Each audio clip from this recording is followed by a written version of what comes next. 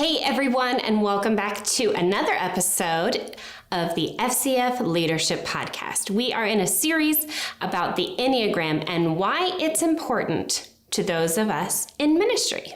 If you have not watched or listened to the very first two episodes in this series, please stop, go and watch them. They're going to give you a great base for everything we're talking about. We have already made it to the Enneagram7, which is the enthusiast. I was recently able to talk to my friend Caroline about what it's like to be a 7 and the trait gluttony. Caroline is the next gen pastor at Shoreline Church in Destin, Florida. She has also founded Waves Ministry, which focuses on ministering to young girls and women in youth and college age, locally and globally through conferences and trainings in the States and in other countries. She is an out-of-the-box thinker and wave maker for Christ. Thanks for joining me. Sure, yeah.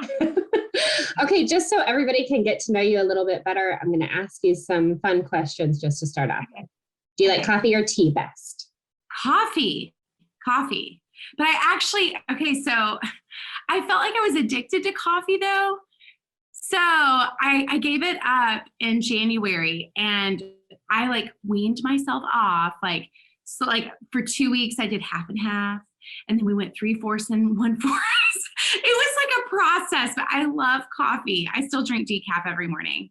I've done that before, and I realized I wasn't addicted to it. I just really like the taste of it. I thought it was a caffeine thing, but it's not. I just like it. Mine was a caffeine thing. Oh. But I do like the taste too. Yeah. Do you use cream in yours, or do you just do it black? No, I do half and half, and I prefer raw sugar. Okay. Do you prefer Twizzlers or red vines? Okay, Twizzlers, but have you seen the ones that are the Starburst Twizzlers that have the goo inside? No. Girl, road trip favorite. Okay. I only eat them on road trips, but it's got this yummy Starburst goo on the end. It's delicious.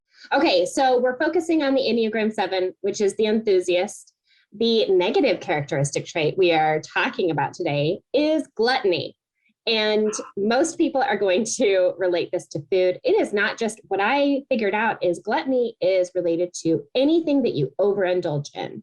So watching shows, buying clothes, it's spending too much time on other things so you can avoid things. It is just about overindulging. 100%. So the enthusiast at their healthiest, 7s are fun and adventurous, as well as strong and spiritually grounded. However, the core weakness for 7s is gluttony. This means they feel a huge emptiness inside of them.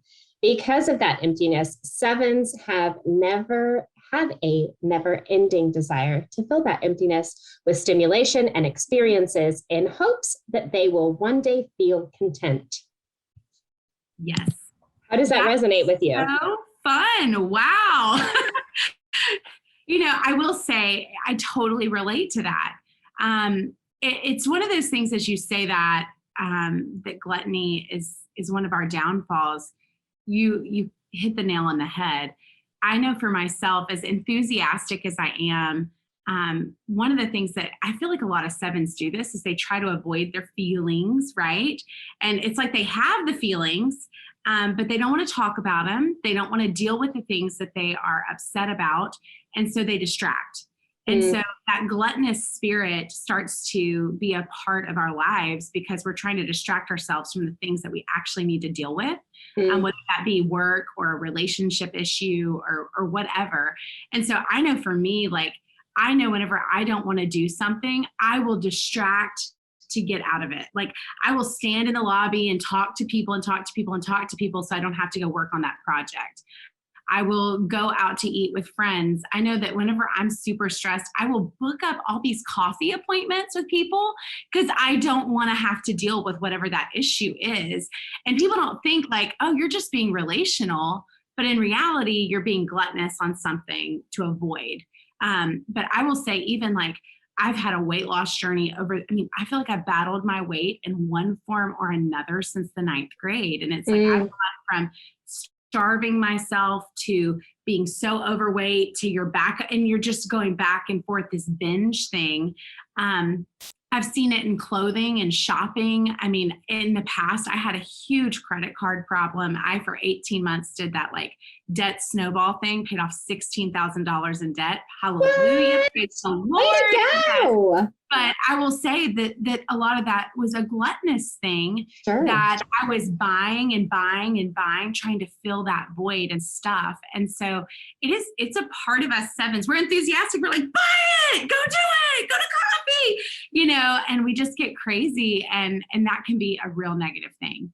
So one thing that just popped in my head was, I wonder if this gluttony comes from, you're so the life of the party that when the party is not there to fill that empty void from the party, because you feel the most alive when you're around people and with people, that when you're by yourself or in smaller moments, that you have to fill that with other things. Is that correct? Oh, I think so, because even during, I got COVID, lovely, back in November of last year, like everyone else did at some point. And I even in that, I felt like I had a gluttonous moment. I just binged Netflix and binged all these TV shows to the point that once I was done with COVID, it was like I had to create this party of some sort, even if I was alone, and then it was like, okay, we need to turn the TV off after dinner now. And we got to put a sign on your TV that says engage your mind. So you go back to reading like you used to. And I think it is that part of us as that personality trait of sevens, that it's just, we need to create something to stimulate and be exciting for us at all times.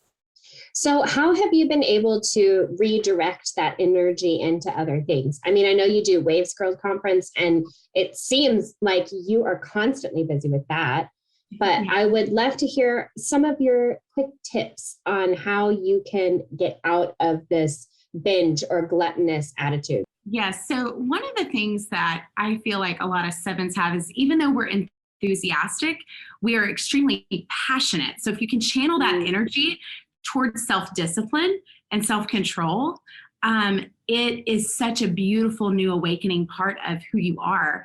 One of the things with my Waves Girls Conference that I've preached for years and years and years, and it's kind of a life motto for me, it's pray, listen, obey, repeat.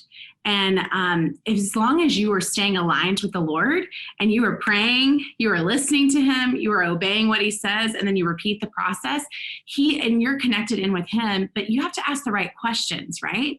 Like, so one of the questions, I try to do this kind of seasonally. When I start to feel like things are out of balance or out of whack, I start to ask the Lord, what needs to stay, what needs to go, and what needs to change? Yeah. What needs to stay, what needs to go, and what needs to change. And once I start like hearing those things, I'm praying and I'm asking him those things, I'm listening to what he reveals to me, and then I have to put it into motion. And then suddenly it's like, okay, when I hear a thus saith the Lord on it, I am way more prone to go on and do it. Yes. Sometimes it's delayed. Right. But for me, like, that has been kind of the key to me getting back on track in some areas. Like in January of 2019, I felt like the Lord was like, I was praying. I was like, what needs to stay? What needs to go? What needs to change? And the Lord was like, that credit card debt has got to go. Like, it is binding you. Like, you're shopping. And he was like, if you can just hit that real hard for 18 months, you'll be free, Yeah. Why not? Even this year, I've lost some weight since the beginning of the year, but it was with a friend of mine who she lost 80 pounds last year. And I said to her, I was like, girl, I was like, I don't need to lose quite that much, but I'm like, I need to lose some, and I'm like, what'd you do? And so it's one of those things that I'm like, okay, if I can just focus in for a year and just work on getting that off, like, then we can start a new rhythm. I know for me, a lot of it has had to come from God. And that's where, our relationship with the Lord is so important. And it's like, if you can be enthusiastic about what he's asking you to do, then you can have change. Boy, that's so good. So spot on. And I think it can be difficult for people, especially those enthusiasts, to shut down that mind and listen, because you want to be go, go, go, do, enthusiastic life of the party. And those moments of serenity, those moments of silence can be difficult. So it's having that relationship with the Lord, learning when to shut it down and tune in. It's so important. That's right. That's Great. right. I love that. Okay, so now that we've got to hear your heart and your story a little bit, I am going to share with you what Dr. Bowman has to say about gluttony. All right, Todd, we're in number 7. We're talking about gluttony. What do you think about gluttony? All right. When I think of gluttony, the first thing that comes to mind is kind of the compensation for fear, or compensation for things being out of control, sometimes compensation for even scarcity, or this fear that there won't be another opportunity for this down the road. And it's an interesting hijacking of God's design for the body. In many ways, the brain and the gut are connected, specifically by way of serotonin production. So the gut is the only place outside of the brain that neurotransmitters are produced. In this instance, we're talking about serotonin. It's a calming neurotransmitter that kind of leaves us feeling a bit sedated, a bit heavy after we've had a big full meal. We kind of think about Thanksgiving. There's just that sedation that happens with like, oh, I'm stuffed. And the world is okay, or we're kind of in a modified state of being, so to speak, in that moment. Well, part of what's underneath that is with cortisol production. Cortisol is the stress hormone. It's produced when we have chronic stressors. It's not like adrenaline, which kind of gets a quick rise out of us and we can overcome the threat or the stressor. Cortisol is really this longer term producing neurotransmitter or hormone. And really, it leaves us desiring, craving, if you will, high starch and high fatty foods. Yeah. Well, beneath that drive or desire for high starch and high fatty foods is the fact that those are really difficult for our bodies to break down. So like fried chicken is the best of both worlds in that space. And it's amazing. And right, like when our bodies are having a harder time breaking down high starch and high fatty foods, there's more serotonin that's produced. So when we see gluttony, it's a soothing, right? This desire to soothe ourselves in our circumstances, but rather than with spiritual discipline, through kind of hijacking God's design for the body.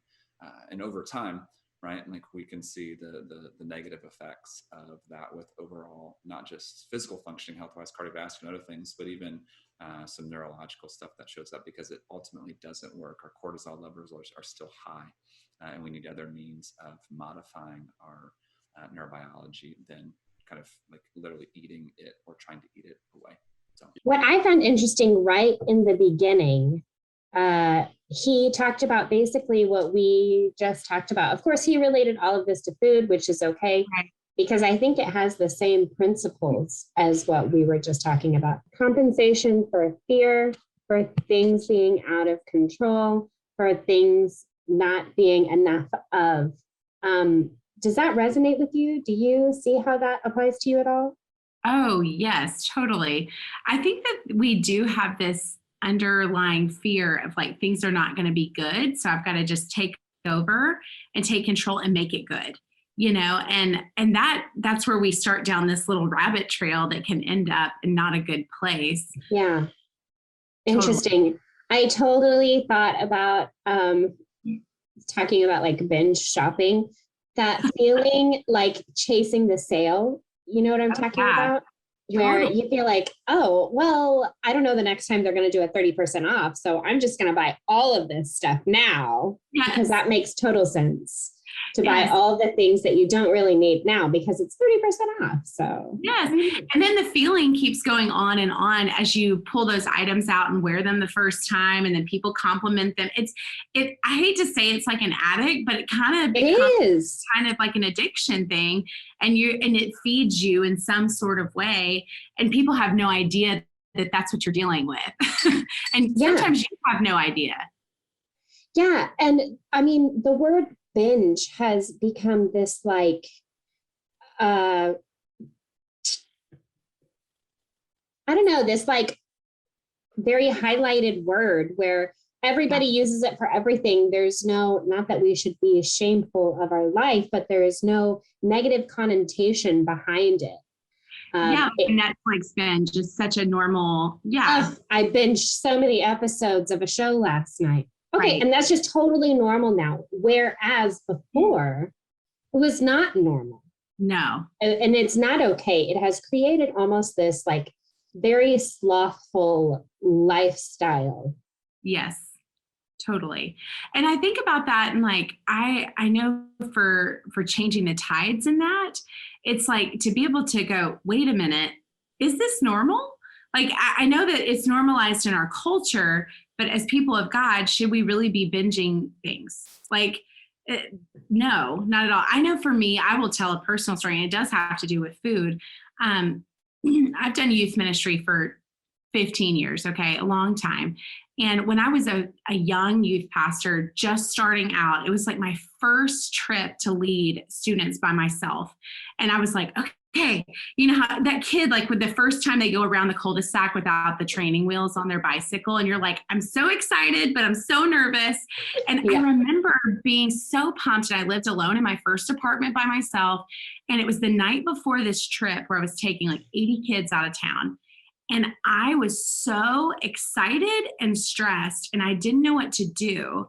And so I drove to Krispy Kreme, and I bought a box of donuts. And girl, I binged those things. Like, I don't know that I've ate the whole box in one sitting, but it was pretty close to a box. Way too many.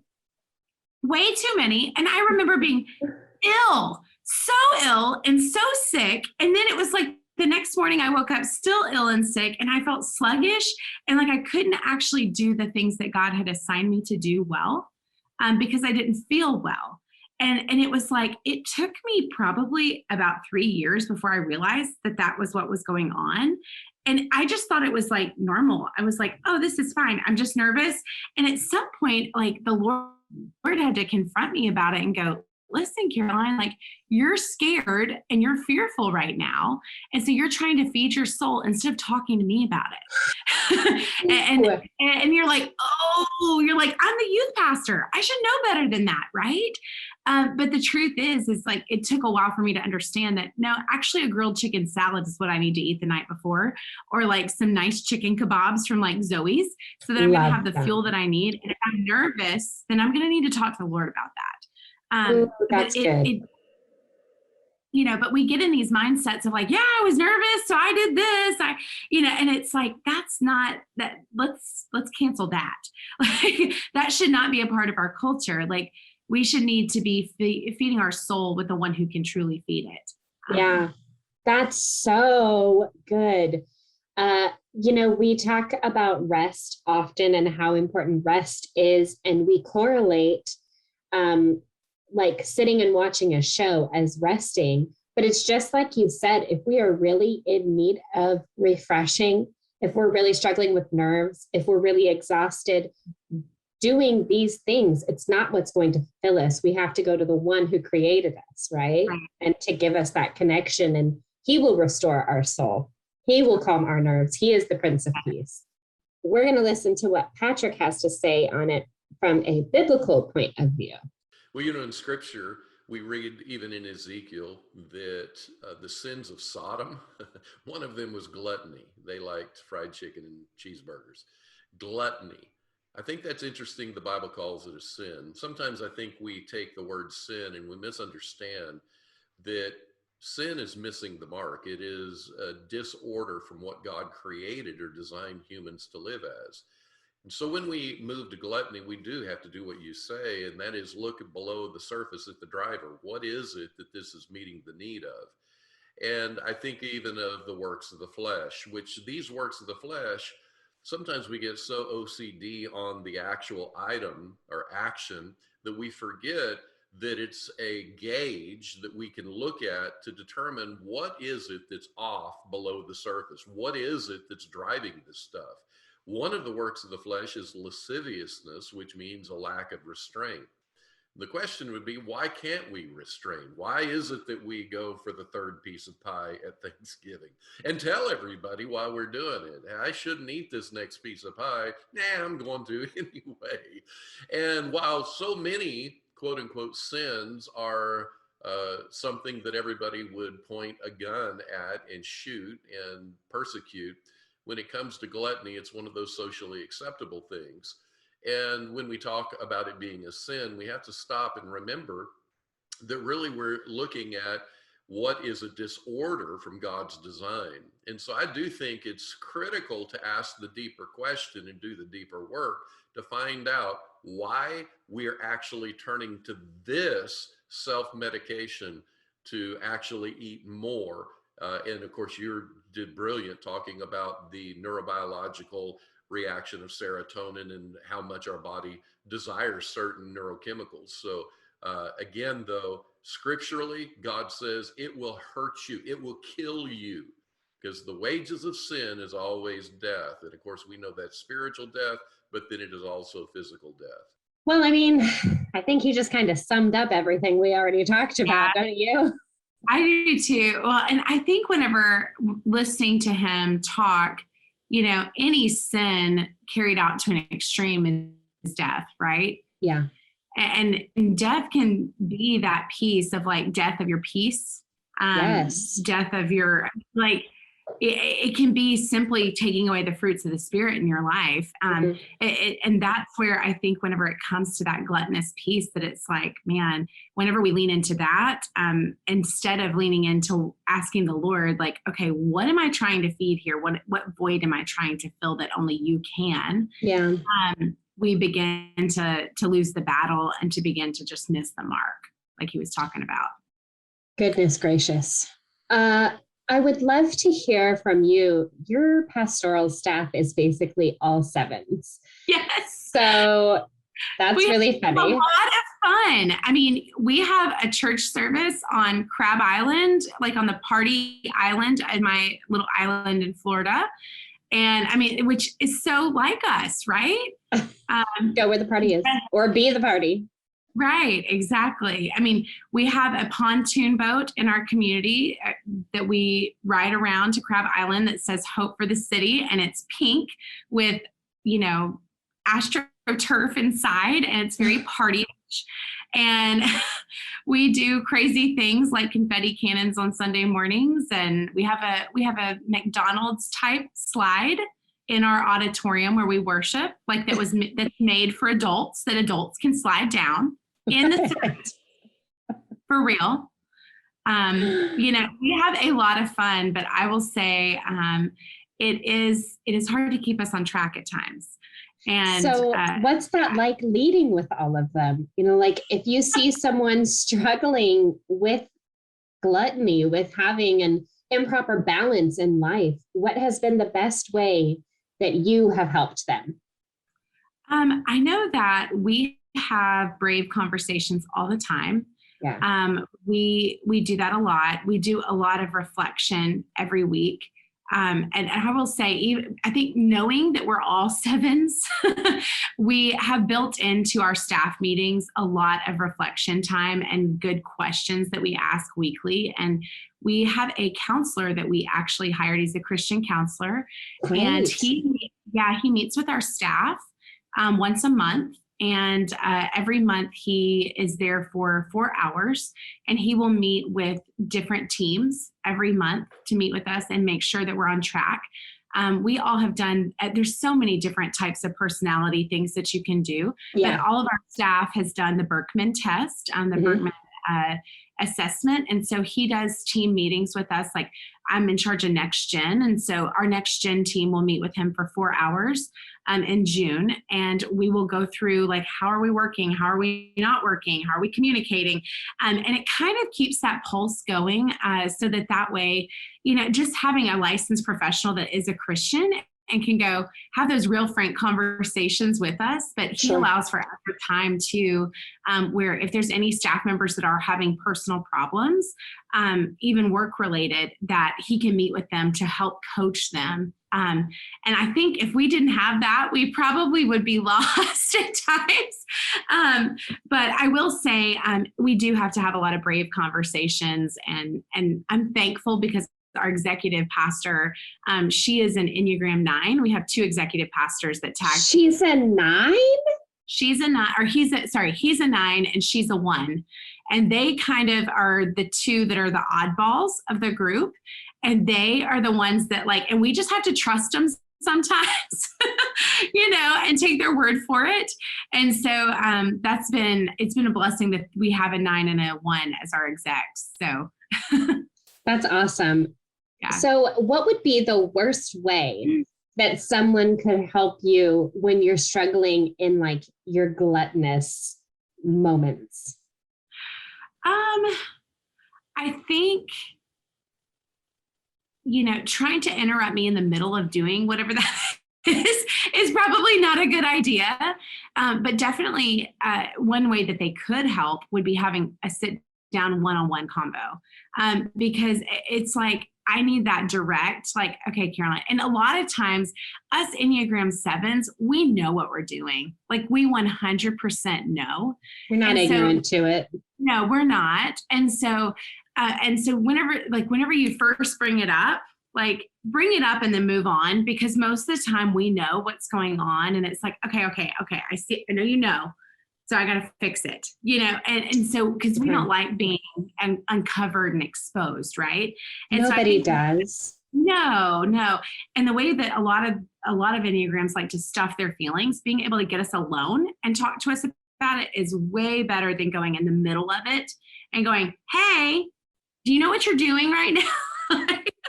Yeah, and I'm going to keep doing it. Thanks. Thank you. But I think having that one-on-one is the best way to do it. That seems to be a running theme with all of the Enneagrams, having that personal moment of saying, I see where you're at. Can I do anything to help you? And then allowing the other person to respond, yes, I am struggling. I do need help. Or no, I recognize that I had been struggling, but I'm on a path. Right. And I think them asking the question for the Enneagram 7, how can you make changing this? How can you make it fun? Asking that question, because I think we think that self-discipline doesn't have to be fun, but you can make it fun. And so like working out, like once you have a goal, like, oh, I'm going to do 20 classes in 31 days. But it's a new challenge, right? And so you can make that fun. And so as a coworker or in leadership, being able to say, okay, how can we make this a fun goal, or what's going to be the reward at the end of it? That's right. Because we're incentive based. Where's the carrot? Incentive, Oh, it's so good, Caroline. Thank you so much. Yeah. Okay. I think we've covered everything we need to cover.